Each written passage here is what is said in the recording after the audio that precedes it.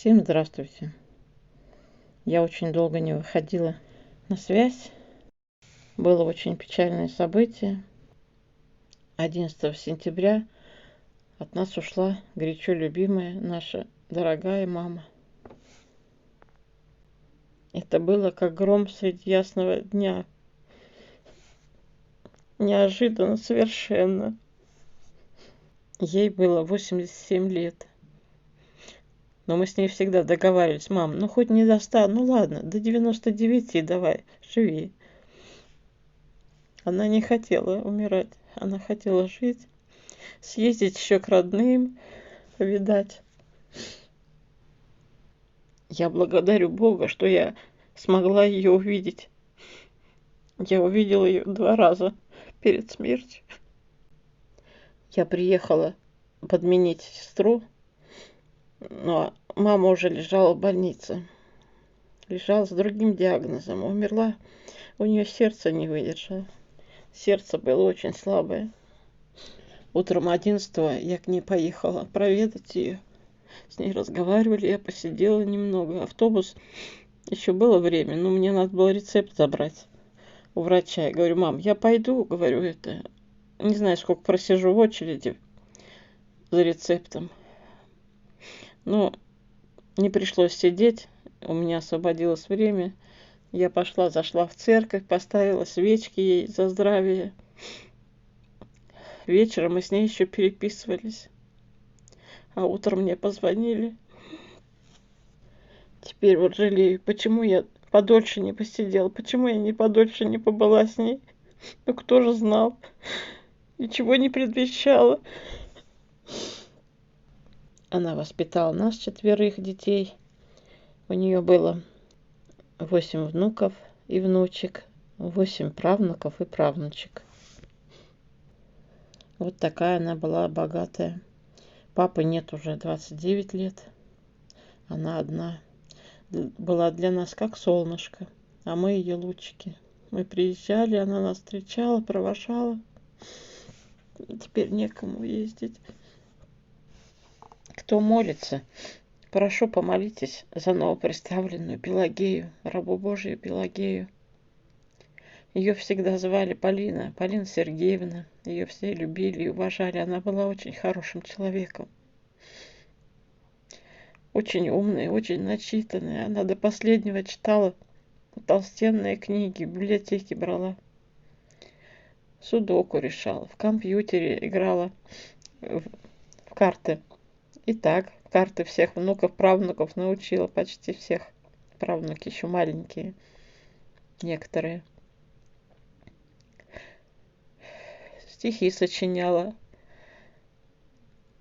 По интернету она научилась вышивать лентами. Ей очень понравилось. Она еще весной мне говорила: Валь, мне так бы охота повышивать лентами. Я прям с удовольствием повышивала. Но пальцы уже не владели. Очень сложно ее.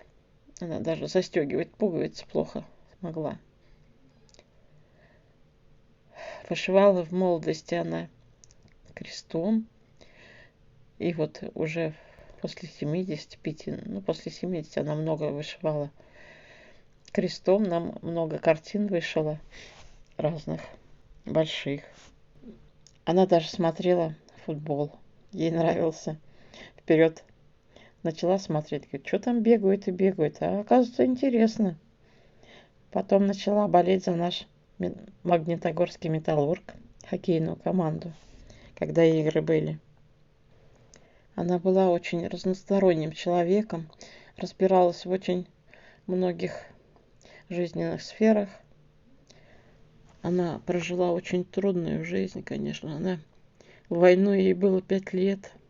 Она много раз рассказывала, вспоминала. Очень тяжело. 50-е, 60-е годы жили.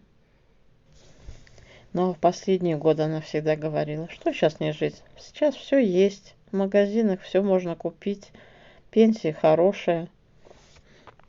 В детстве она нам шила платьица, трусишки. Сама на своей подольской машине, которая еще жила до сих пор в рабочем состоянии.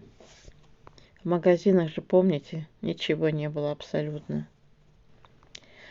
когда подросли, она нам всегда устраивала дни рождения. Каждому из 4. К Новому году всегда шила костюмы какие-то. Придумывали сами, мы помогали. Всегда у нас был огород, скотина какая-то держалась. Уже после смерти папы, конечно, все, скотины уже ничего не было. Огород только остался у мамы. Всегда она цветы высаживала, всегда красивый у нее огород, сад был. В детстве в основном мы ей помогали. Отец как уедет на работу, он главным агрономом работал с утра до ночи. Его не было дома, она все одна, на ее плечах все. Ну вот мы единственные помогали. И печку топили, и скотину поили, кормили, и на дойку ездили, ходили, на велосипедах ездили днем, доили корову. Кошки, собаки у нас всегда были, и до последнего она со своими кошками не расставалась. Вот эта фотография одна из последних. Мы были с мужем в июле, приезжали к ней на неделю. Вот свозили ее, вывезли на озеро. Она давно не была нигде. Всегда приезжали, всегда какие-то работы, какие-то заботы. Надо было что-то делать обязательно и побыстрее. И не успевали ей уделить внимание, вывести куда-то, показать. Теперь жалеем обо всем. Вот такую мы теперь ее запомнили на всю жизнь.